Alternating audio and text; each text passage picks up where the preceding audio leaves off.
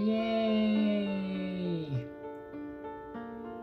I got there, guys. I got to 10,000 subscribers. You know, getting to 10,000 subscribers is unreal. I know I can get there through persistence and hard work, and given time, I will get it.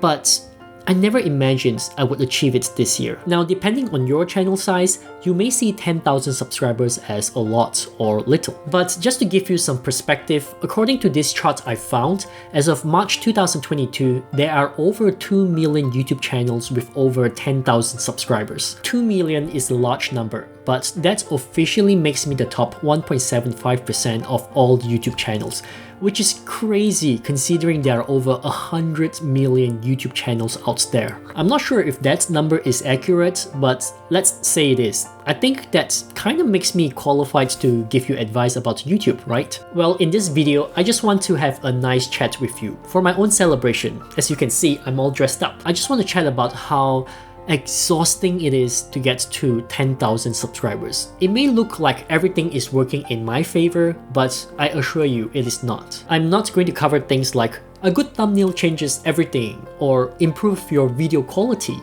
I actually do not think that helps you get subscribers because the advice is too generic. Instead, I want to share with you the journey because I think that is worth way more to actually understand what you need to do mentally and actions you need to take depending on where you're at. Perhaps the biggest advice I can give is to aim for creating your personality on YouTube. Personality is a long-term growth and is probably the most difficult thing to do on YouTube. If I were to be honest with you, the reason I'm getting subscribers is because I spent the last couple of years just being my authentic self and building up my persona on YouTube. It doesn't matter if I'm at 100 subscribers or at 5,000 subscribers. I'm always the same guy sharing my opinions about things, be it right or wrong. Does it hurt my channel? Well, yes, sometimes I do say things that might offend people in my video, or people might take it the wrong way, or it was just a wrong choice of words on my end. But I would not change my own belief just to agree with someone who is against my opinion. The thing about YouTube is there are so many kinds of viewers.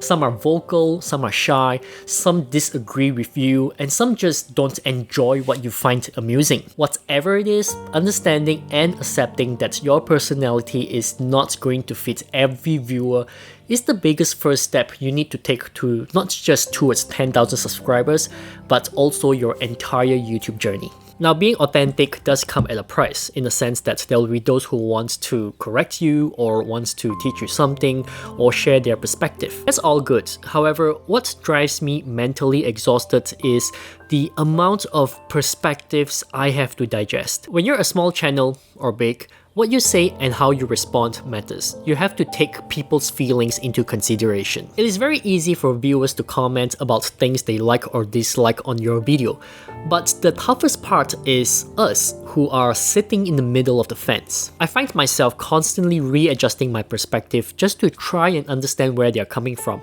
and it is hard when the comments you see are conflicting with one another. Imagine you're in this situation. You created a video about the new iPhone 15 and how great it is. Android users might start to justify why you're wrong and you're being unfair because you are an iPhone user. But as a YouTuber, you have to be a little diplomatic when answering opinions you do not agree with as well. So you can't just say, oh, you're just another jealous Android user. It doesn't work like that. And whilst it is easy for them to leave their comments, what they don't see is how many conflicting comments you are seeing in your video that is clouding your judgments and make it almost impossible for you to make a conclusion. I have gotten headaches several times because of that, and you need to be prepared and learn to deal with situations like this, because it will happen to you as your channel grows. Now, apart from the dilemmas viewers don't see when commenting, you will also need to learn to tell apart what is a good comment and what is a bad comment. And I'm not referring to haters, I'm referring to everyday normal comments you get. Comments are good for engagement. There is a theory that the more comments you get, the more likely your channel grows. But you must be careful with what you read, even if they do not appear harmful. You might have experienced this too. Someone leaves you a comment suggesting you make a particular topic because they would love to see that from you. And then you listen to what they say because, you know, always listen to your audience. That's what YouTube gurus say.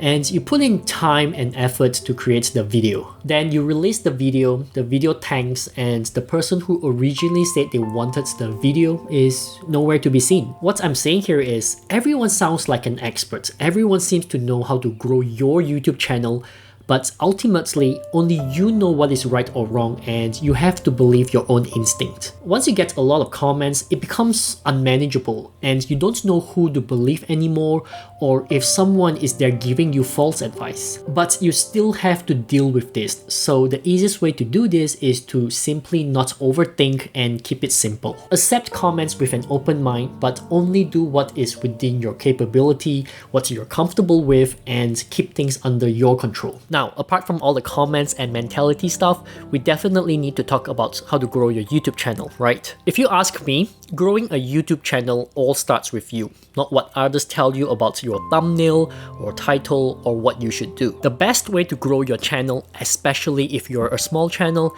is to experiment around. Try and do videos you enjoy. Create videos similar to those you get inspiration from. The whole point of doing that is so that you can learn to get views without needing to go viral. That way, you will learn how to control the views you get. If you know how to increase your channel's total view from 100 views a day to 200 views a day, that is actually very impressive, because then you will also find out how to go from 200 views a day to 1000 views a day. Finding answers is what helps your channel grow. I wouldn't worry too much about subscribers. In fact, I focus solely on getting views. This is because subscribers aren't something I have control over. I can't force people to subscribe or unsubscribe. But I can control views, and with more views, I have a chance to get more subscribers, especially if I build my personality right. However, having more subscribers does not mean you will get more views. It is very easy to think that if you have 1000 subscribers, then you will have 1000 views minimum per video.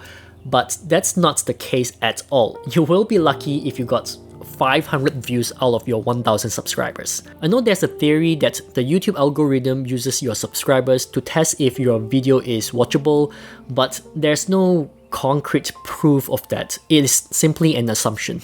I will give you a real example from my experience. It took me 3 years to get my first 4,700 or so subscribers, but it only took me a little over a month to get my next 5,300 subscribers that pushed me to 10,000 subscribers. And all it takes is one video to trigger that push for my entire channel. Now, it is easy to focus on trying to recreate that one video all the time. I mean, who doesn't want one video that does it all, right? But that's the wrong focus, because that viral video will eventually die down, and so does your explosive growth. Moreover, viral and explosive growth is unpredictable. To me, it is more about luck, if anything. What is difficult is maintaining a consistent growth in your channel. If your average view for the last 48 hours is 1000 views, think about what you can do to push it to 1200 views. It may just be 200 views extra, but it is not easy at all.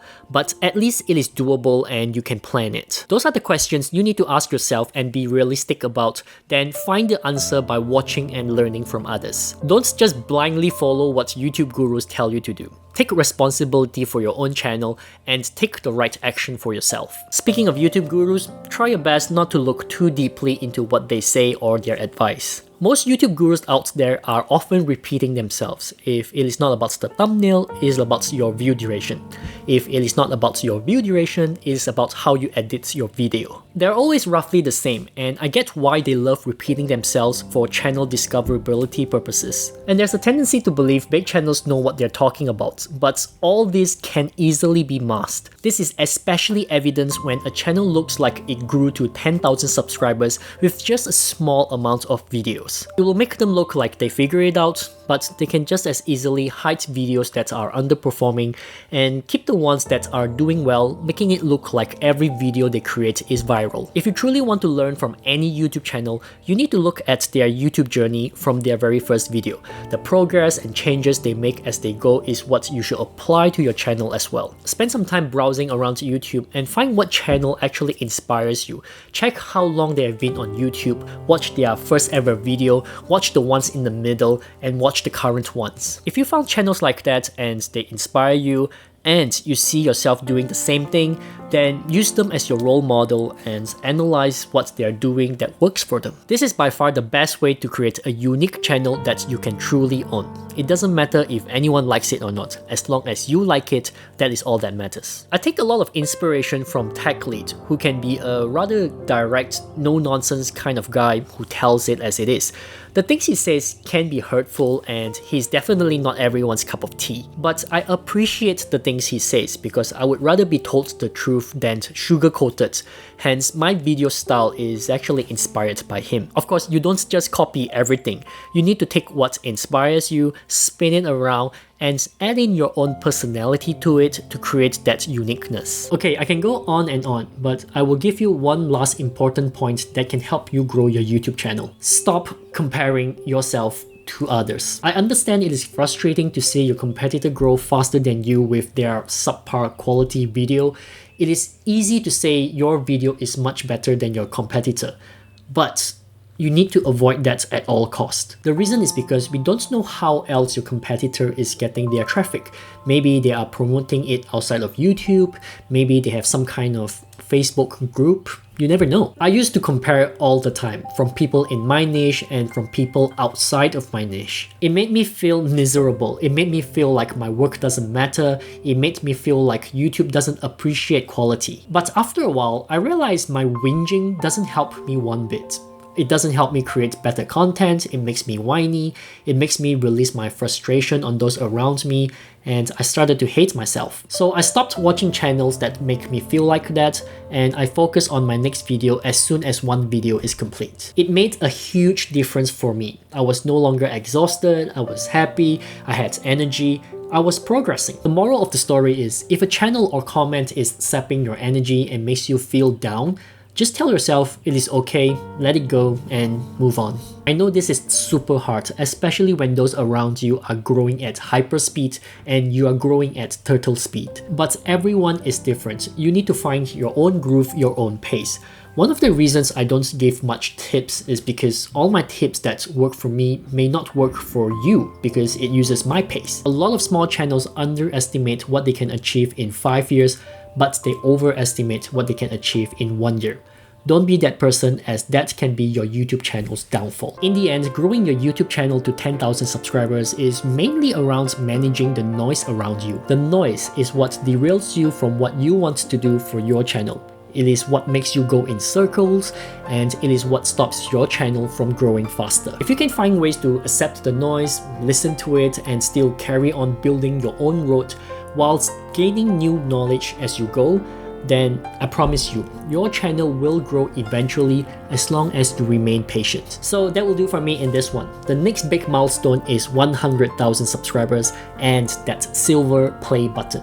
I really want that silver play button. Thanks for your support in my journey to 10,000 subscribers. I hope you continue supporting me, and I hope you will be there when I hold the silver play button. Thanks for watching, like, subscribe, and as always, I'll see you soon.